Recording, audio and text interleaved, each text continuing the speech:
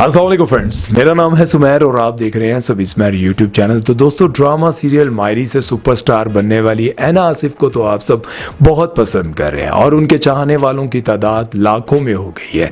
लेकिन जहां उनको लाखों चाहने वाले हैं, वहीं कुछ ऐसे लोग भी हैं जो उनसे बहुत नफरत कर रहे हैं, बहुत तनकीद का निशाना बना रहे हैं और उनके माँ बाप को भी गालियां दे रहे हैं। लेकिन बहुत सारे लोगों ने मुझे ये कहा कि हम ऐना आसिफ के बारे में जानना चाहते हैं, तो मैंने सोचा क्यों ना मैं आपको ऐना आसिफ की जिंदगी के बारे में बताऊं कि वो कैसे शोबिज में आई, कैसे अपने करियर का स्टार्ट किया और कब से कर रही हैं, और साथ में उन लोगों के बारे में भी बताऊं जो उन पर तनकीद कर रहे हैं, उनके माँ बाप को गालियां दे रहे हैं, उनको बुरा भला कह रहे हैं। आखिर इसके पीछे क्या वजह है? तो चलिए वीडियो शुरू करते हैं। लेकिन उससे पहले आप दोस्तों ने हमारे चैनल को अगर अभी तक सब्सक्राइब नहीं किया तो कर ले यार, बिल्कुल फ्री है, और बेल आइकन पर क्लिक करना हरगिज मत भूलिएगा। तो चलिए वीडियो शुरू करते हैं। दोस्तों, ऐना आसिफ की उम्र इस वक्त 14 साल है और वो बताती हैं कि मुझे एक्टिंग और मॉडलिंग का बिल्कुल भी शौक नहीं था, बल्कि ये कहना बेहतर होगा कि मैंने कभी सोचा भी नहीं था कि मैं शोबिज इंडस्ट्री को ज्वाइन करूंगी। मेरे जो बड़े भाई हैं उनको एक्टिंग और मॉडलिंग का बहुत शौक था, और एक दिन मेरी अम्मी मेरे भाई को ऑडिशन के लिए ले जा रही थी, तो इन्होंने मुझसे भी पूछा क्या तुमने भी शोबिज में काम करना है? तो मैंने कहा कर लेते हैं। खैर, बड़ा भाई तो अपनी पढ़ाई में बिजी हो गया, लेकिन मुझे बेशुमार ब्रांड शूट्स और कमर्शियल और ड्रामों की ऑफर्स आने लगी। ऐना आसिफ ने 2 से 3 साल मॉडलिंग की और फिर ड्रामों में काम करना शुरू कर दिया। ड्रामा सीरियल पहली सी मोहब्बत में इनको माया अली का बचपन का किरदार निभाने का मौका मिला। फिर हम टीवी के ड्रामे बदनसीब में इन्होंने एक नेगेटिव रोल अदा किया। ऐसे ही फिर इन्होंने बहुत सारे ड्रामों में काम किया, लेकिन इनको कोई खास शोहरत न मिल सकी। लेकिन फिर इन्होंने सुपर हिट रमजान ड्रामे में आहत रजा मीर की छोटी बहन का किरदार अदा किया और लोगों ने उनके इस किरदार को खूब सराहा और इनकी शोहरत में भी खूब इजाफा हुआ। फिर ड्रामा सीरियल पिंजरा और मायरी के बाद इनको खूब शोहरत मिली। लेकिन ये कहती हैं कि फेमस होने का स्कूल में कोई फायदा नहीं होता, बल्कि टीचर्स और स्टूडेंट्स आपकी छोटी छोटी गलतियों को बढ़ा चढ़ाकर पेश करते हैं और हर वक्त आपको ये एहसास दिलाने की कोशिश करते रहते हैं कि आपको अपनी पढ़ाई से कोई दिलचस्पी नहीं, आपको बस एक्टिंग और मॉडलिंग का ही शौक है और आपको यही काम करना चाहिए। वो हमारे प्रोफेशन और हमारी मेहनत को सिर्फ मस्ती और मजाक समझते रहते हैं। आप ऐना आसिफ की डेली रूटीन के बारे में जानकर तो हैरान हो जाएंगे और सोचने पर मजबूर हो जाएंगे कि वो इतनी छोटी सी उम्र में इतनी ज्यादा मेहनत कर रही हैं। वो बताती हैं कि मैं सुबह 6 बजे उठकर पढ़ती हूँ और फिर स्कूल चली जाती हूँ। स्कूल से छुट्टी के बाद डायरेक्टली मैं सेट पर चली जाती हूँ और अपने काम की ब्रेक के दौरान अपने स्कूल का होमवर्क करती हूँ और फिर जब रात को घर वापस आती हूँ तो फिर बैठकर पढ़ती हूँ, और इस तरह से मेरा पूरा दिन बहुत बिजी गुजरता है। वो कहती हैं कि मैं इतनी मेहनत करती हूँ अपनी पढ़ाई के लिए, लेकिन स्कूल वालों को इस बात का यकीन दिलाना बहुत मुश्किल है। ड्रामा सीरियल मायरी के हवाले से इनका कहना था कि पहली मर्तबा मुझे एक लीड रोल मिला है, जिसके लिए मैं बहुत शुक्रगुजार हूँ, क्योंकि उससे पहले हमेशा यूं होता था कि मुझे छोटे मोटे सीन मिला करते थे जो किसी और किरदार के इर्द गिर्द घूमता रहता था। लेकिन अब पहली बार ऐसा हुआ है कि ड्रामा सीरियल मायरी में हर सीन का मैं खुद ही मेन किरदार हूँ। वो कहती हैं कि ड्रामा सीरियल मायरी में एनी के किरदार को निभाने के लिए मैंने बहुत मेहनत और बहुत रिसर्च की।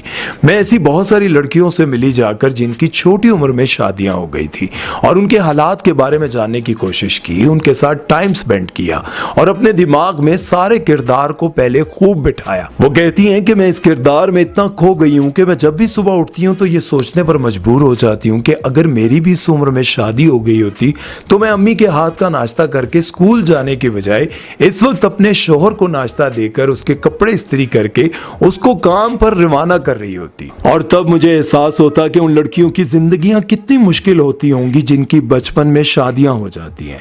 वो सारा दिन छोटी छोटी गलतियों पर सास और ससुर की गालियों और ताने सुनती होंगी। इनका ये भी कहना था कि मैं ज्यादा मेकअप और भारी भारी कपड़े और ज्वेलरीज नहीं पहनती, इसलिए जब मैं मायरी में दुल्हन बनी तो मेरा दम घुट रहा था और मैं सोचने पर मजबूर हो गई कि ये लड़कियां इतने भारी कपड़े और इतना ज्यादा मेकअप कैसे कर लेती हैं। अब आते हैं जी असल मुद्दे पर और बात करते हैं उन लोगों के बारे में जो सोशल मीडिया पर आकर इनको तनकीद का निशाना बनाते हैं, इनको गालियां देते हैं, बल्कि इनके माँ बाप को भी गालियां देते हैं।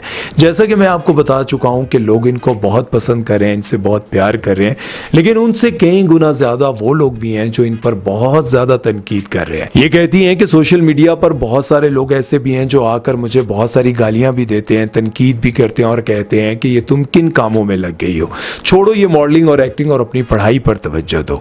वो मुझे ही नहीं बल्कि मेरे माँ बाप को भी बहुत बुरा भला कहते हैं। वो कहते हैं कि तुम्हारे माँ बाप बहुत लालची हैं जो तुम्हारी कमाई खाते हैं, तुम्हें सेट पर अकेला छोड़कर। उनको कोई परवाह नहीं कि उनकी बेटी किन के साथ है, क्या कर रही है, क्या नहीं कर रही, और किस मुआशरे में रह रही है, और क्या हरकतें कर रही है। और बहुत सारी गालियां मेरे माँ बाप को देते हैं और कहते हैं कि तुम्हारे माँ बाप तुम्हारी कमाई खा रहे हैं, उनको कोई परवाह नहीं है कि तुम्हारा फ्यूचर क्या होगा, तुम्हारी जिंदगी कैसे गुजरेगी और तुम किन रास्तों पर चल रही हो। जबकि उनको मैं ये बताना चाहती हूँ कि मैं सेट पर हूँ या फिर किसी इंटरव्यू पर या फिर किसी छोटे मोटे काम के लिए भी जाऊं तो मेरी माँ मेरे साथ होती है। एक्टिंग और मॉडलिंग करनी, मैंने कहा कर लेते। नहीं, ये माँ ने पूछा। नहीं, आप बता दे, वो तो यहाँ बैठी नहीं, मुझे पता है। खवती है माँ आई हुई है, लेकिन उनका इंटरव्यू हमने पहले कर लिया हुआ है या उन्होंने हमारा इंटरव्यू कर लिया है ना। बहुत शुक्रिया, आज आपकी वालिदा की मौजूदगी में हम आपका ये इंटरव्यू कर रहे हैं। खासकर मेरी अम्मी मुझे कभी भी अकेला नहीं छोड़ती। मैं उन लोगों को ये बताना चाहती हूँ कि शोबिज में काम करने वाली हर लड़की खराब नहीं होती, और इस तरह से सोशल मीडिया पर आकर मेरे माँ बाप को गालियां मत दिया करें, मैं आपसे बहुत ही आजिज़ाना रिक्वेस्ट करती हूँ। और जब ऐना आसिफ से पूछा गया कि ड्रामा सीरियल मायरी में तो आपकी फाखर के साथ बहुत सारी लड़ाइयां होती रहती हैं, लेकिन रियल लाइफ में क्या ऐसे ही वो आपके साथ लड़ता है? लेकिन वो बताती हैं कि असल जिंदगी में समर अब्बास के साथ मेरे ताल्लुकात बहुत अच्छे हैं, वो मेरा बहुत अच्छा दोस्त है, लेकिन फिर भी हमारी नोक झोंक चलती रहती है और छोटी मोटी लड़ाइयां चलती ही रहती हैं। इस बात से ये बात साबित होती है कि जिस तरह से वो ड्रामे में लड़ रहे हैं, इसी तरह से वो रियल लाइफ में भी आपस में लड़ते ही रहते हैं। खैर, आज का वीडियो यहीं पर खत्म करते हैं। उम्मीद करता हूँ आज का वीडियो आप लोगों को अच्छा लगा होगा, और अगर आप लोगों को अच्छा लगा है तो कमेंट सेक्शन में जरूर बताइएगा और अपना बहुत सारा ख्याल रखिएगा। सुमेर चौधरी को दीजिए इजाजत, अल्लाह हाफिज। नहीं जी, मरी जाते हुए रास्ते में ये गरम गरम पकोड़े और यहाँ पे अंडे, अरे गरम पकोड़े हैं भाईजान, चेक कराएं। मजेदार है भाई। हाँ सभी मुझे क्या, अभी हल्का सा चेक किया लेकिन पकोड़े गरम गरम तैयार हो रहे हैं। साथ में थोड़े से आलू वाले लेंगे और 2 अंडे। गरम गरम मसाला गरम गरम होता है, ठंडा ज़्यादा डाल दे थोड़ा। नहीं बस काफी है यार। सभी क्या करते हैं? मरी जाते हुए रास्ते में हमें ये ढाबा नजर आया और यहाँ पर गरम गरम सालन रोटियों की खुशबू आ रही थी, तो मैंने कहा यहाँ पे रुक जाते हैं, क्योंकि मेरी बेगम ने चाय भी पीनी है और आज उसे चाय पीने का बड़ा मूड है। तो चलो, अल्लाह करे 5 रुपये ना कप मिल जाए। बहुत मुश्किल है यार। यहाँ पर इतनी ज़्यादा ठंड लग रही है। पिंडी में बहुत ज़्यादा गर्मी थी, लेकिन यहाँ पर सही ठीक किस्म की ना ठंड लग रही है। मौसम कैसा ठंड लग रही है? मैं तो कह रहा हूँ अंदर बैठते हैं। इशू ठंड लग रही है, इशू को नहीं लग रही। इसने वो डबल पहनी है ना। हाँ, क्या पहनी है डबल? लेकिन यार ठंड है, सही ठंड है। ये हमने लिए थे रास्ते में पकोड़े, अंडे। हाय हाय, वाह जी वाह।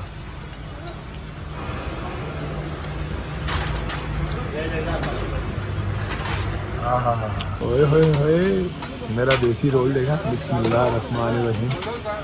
हाँ, नीचे हाथ रख गिर जाएगा।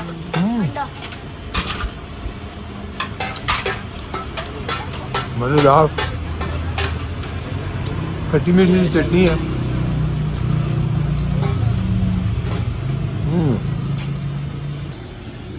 ये हमारा कोरमा आ गया भाई जी। इतना मजा आ रहा है ना। ओए होए। अम्मी जी, आप खुश हैं? अम्मी के लिए स्पेशल मंगवाई है कड़ी पकौड़ा, अपनी वाइफ के लिए पालक और आलू, अपने लिए पकोड़े। मैं सिर्फ पकोड़े खाता हूँ।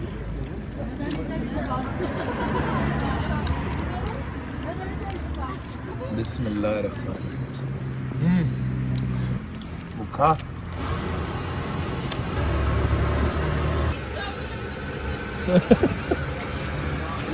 सभी की ना बहुत आइटम है।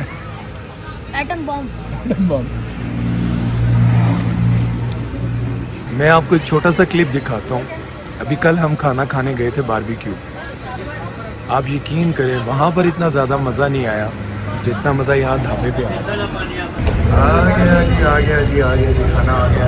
कबाब आ गए, ये भी चिकन टिक्का कबाब। क्या ये वाला छोटा पकोड़ा ये हम लोग ले मेरा बीफ कबाब और ये मेरा बीफ टिक्का ज़बरदस्त गरम से रोटी। ओह 3 days later. आखिरी निवाला चाय के साथ लेते हैं। बचपन की यादें, पराठा चाय।